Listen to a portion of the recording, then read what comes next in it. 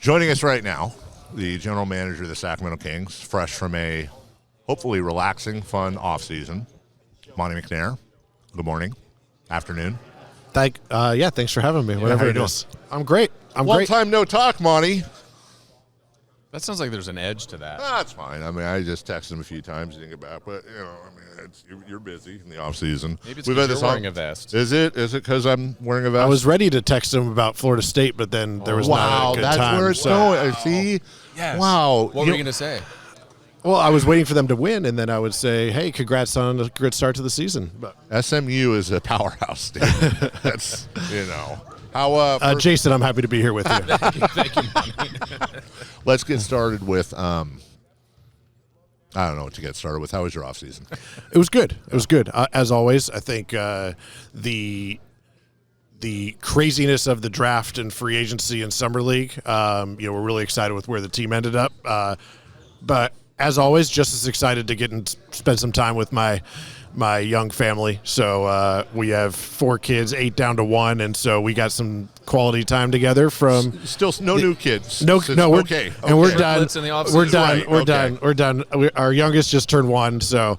We got a little bit of time. We'll be out of diapers finally, and but it was good. We had a lot of soccer, a lot of gymnastics. My son started flag football, so it's been really good. But as always, media day, the official kickoff to the season. So excited to be back. You're probably glad to be back here. Home sounds like chaos. It's a good chaos. It's a good chaos. You get put in your place. We get bossed around by a 3-year-old day in, day out. It's hard to get your ego too high, but it's a fun chaos. I don't know how my wife does it for 365 days. I do it for about 365 minutes, and I'm ready for a long break. But they're excited too, which is fun.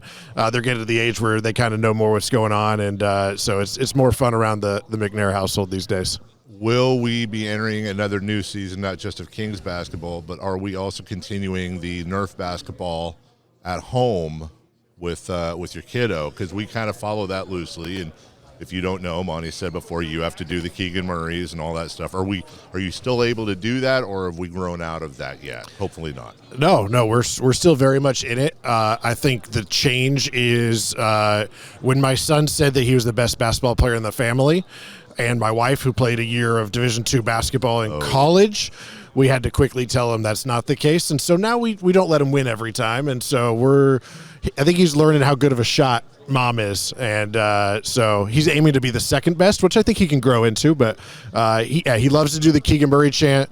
He loves to shoot threes. But, we're trying to get him to play some defense. So we'll get Coach Mike in there to shoot him straight. So your wife still got it, huh? Oh, she can still shoot it. She can still shoot it? Okay. Oh, yeah. Nice. So what's your feeling about the season? I mean, we're basically here. It's going to be terrible. I feel That was Carmichael Dave. That was. For his opinion in it. Yeah. I'm excited. This is I can't really do math. This is year 16 or 17 for me in the West, and it feels like it's always like this, but I do think this is maybe even the deepest that the West has ever been. You got 12 at least teams that expect to be in the playoffs.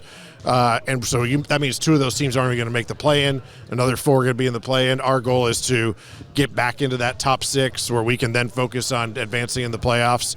On the flip side, I think we've had 5 different conference champions the last 5 years. So the West is open, maybe more so than it was in the past. And so we've seen some teams that were able to make a tweak here, get somebody to make a leap, and you're in position where you can advance even to the playoffs. So that's why I'm excited. Obviously, DeMar headlines, I think, are new guys, but we got a lot of guys that have been here who have been a part of something pretty special here.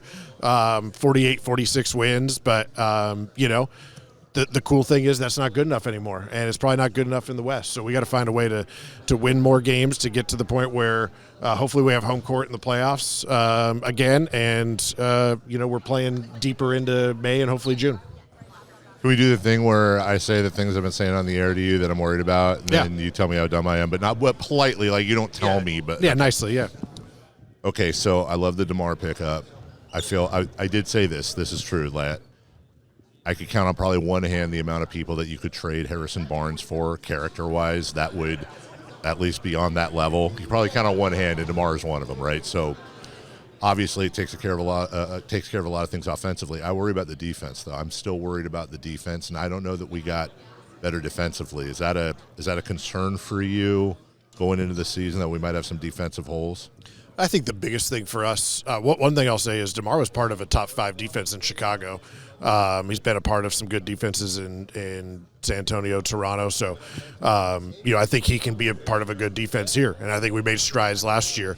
At the same time, I don't care how we get it done. There's been teams that have succeeded with the number one offense and, maybe more of an average defense. Vice versa. We saw some of that in recent years. So I think what we're always trying to get to is we need to figure out a way that we can, on any given night, beat that team. However we got to do it. And so I think last year we showed we could actually win with defense.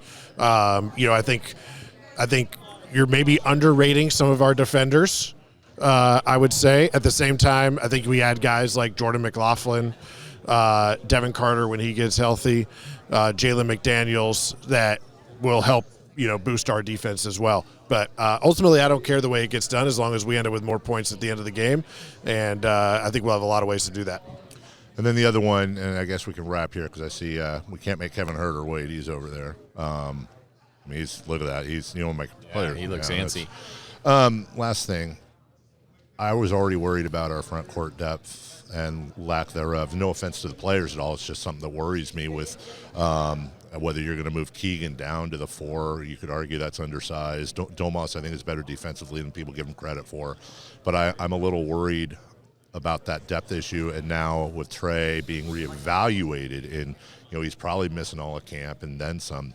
Is that how do you try to combat that coming out for the new season? Well, I think we knew we weren't going to be healthy all year. Obviously, we prefer to be healthy to start, but we won't be on day one of training camp. The good news is, outside of Devin, the other guys that are dealing with some things, have a much shorter timeline, and hopefully we'll get good news on those reevaluations. Those guys will be ready very soon. At the same time, we build our team knowing that those things are going to happen. And so, we've got Alex Len, Orlando Robinson, Jalen McDaniels. We've got some guys with some size that can fill in. At the same time, DeMar and Keegan have both guarded plenty of 4s and done so well. And I think that's something maybe underrated about DeMar's versatility is the defensive end, where he's guarded 2, 3, 4 an almost equal amount the last few years, in addition to what he does on the offensive end. So, it's an opportunity for guys to step up if there's injuries to start the season, or there's going to be injuries throughout the year. And like any good team, it's going to have to be next man up because, we're not going to make it through the season with 8 guys playing all our minutes. So we're going to need to count on 1 to 17. I think the other thing I'll point to is this is opportunity for guys like we had with Keon last year. Keon was not expected to be a big part of the rotation, and by the end of the year, he's starting for us in the play-in and playing huge minutes, and had one of the best games I've seen him have against Golden State on a big stage. So, hopefully we have somebody else that steps up in that regard, because that's going to be huge for our team as we, certainly have guys that, continue to get accolades and those types of things. And that means that, as you keep those guys around, you're going to have to find guys that can help fill in around the De'Aarons, the Domases, the DeMars. So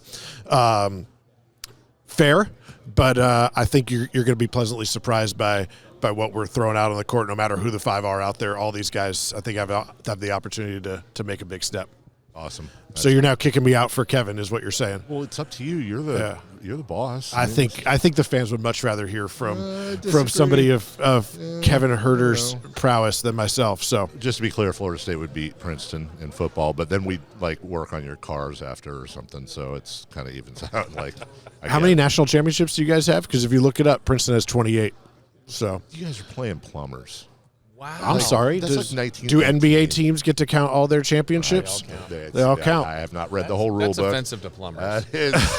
That's Kings GM Monte McNair. We'll hopefully talk to you during the year. If you're kind enough to visit with us and say hello to the fam, have a good year. Thanks, guys. See ya.